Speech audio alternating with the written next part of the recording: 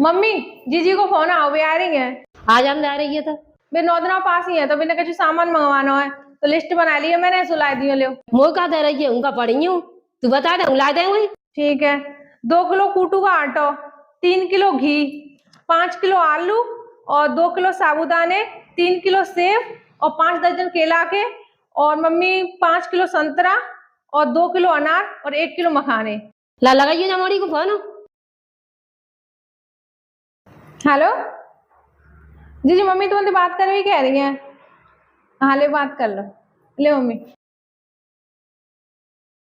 हाँ ला ले बेटा, ता माता पे लोटा डालते हैं, तई माता पूजते हैं, ऐसे बीच में ना आवत आई। और जा सामान की तू मोते कह रही है, अब भाई सासू से कहियो वे ला के देवेंगी, और नौ देवी ने भी तो तू डोन जाइयो। ले जा फोन काट दे।